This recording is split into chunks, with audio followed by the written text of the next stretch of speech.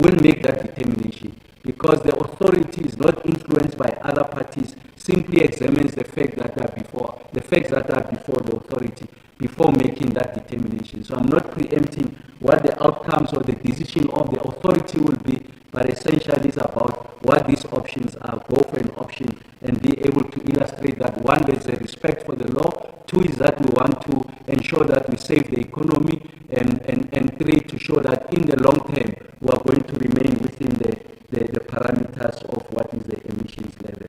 And then station number 4 is Matimba. This is one of our best performing stations. The energy availability factor is sitting at 75%. Of course, the target is to go beyond that. They have illustrated in one of the units they had reached previously over 80% of energy availability factor. That is important for station managers to have that appreciation, because the message is conveying is that it's possible for them to reach that 80% of energy availability factor. Of course, it's giving us 3,990 megawatts, just shy of 4,000 megawatts. The first unit was commissioned in 1987, and the last unit was commissioned in 1991. So what are the two big problems they are experiencing there? The first one is in the delays in the procurement in relation to getting parts that are required to fix the units and get the units back into operation. And this brings me back to that question I raised earlier on, what I call outage slips. So what that means is that the station managers say, I'm going to take out this unit, I'm going to need it for about 4 days, I'm going to fix it in that 4 days and put it back in a better condition, and therefore are able to extract as much megawatts as possible. But when you're experiencing the outage slip, that means although you have set yourself a target that I'm returning this unit in 4 days, you find that you're returning it in 5 days, 10 days, or even a month later than what you had planned. What are some of the causes of that? Is that sometimes when they take these units out, the parts are not available. So it's a planning issue. So this has nothing to do with the declaration of state of disaster.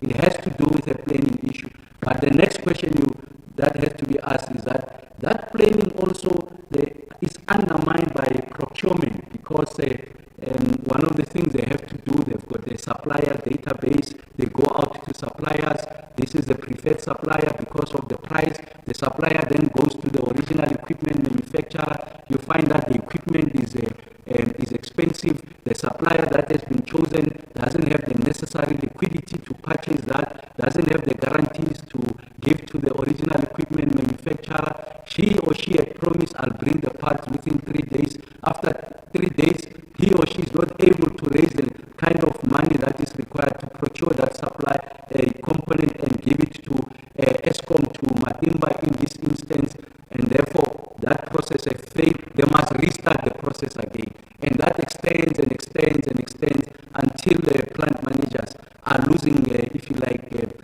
time, and they are not able to return these parts back, the components back into operation. And we are making that determination. There are transversal issues. This is one of those that is found almost across ESCOM. So one of the solutions that you can make, of course, when you give opportunity to suppliers, it's about broadening the cake, making sure that the opportunities are available to everyone. But there's a cost to the economy. So if you are unable to meet your obligations within that time frame, we are not getting the megawatts that we need for us to power the South African economy. So that's the option. You can proceed that, but accept that there's a casualty, and that casualty is the South African economy. The second option is to say, in this period of crisis, because our priority is to save jobs, make sure that farmers produce, retailers don't have to carry inordinate amount of operational costs, make sure that small businesses are operating by ensuring that we provide a reliable energy supply. So in this short period, you could say that no, we're doing away with the need for you to go to individual suppliers. Just go direct to the original equipment manufacturer. And in this way, we're able to fix quick, we get the economy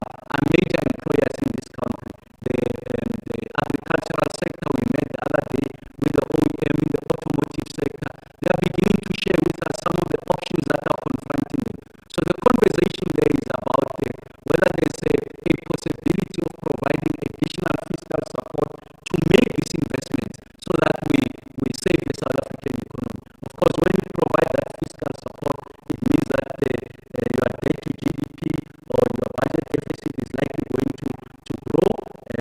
Of course, that's not our domain, it's the domain of national treasury. But we're able to show you the other side, that the Commissioner of the Reserve Bank of SARS would have given us even much more spectacular results than the kind of results that he has achieved, which are exceptional. And he has told us that load shedding has reduced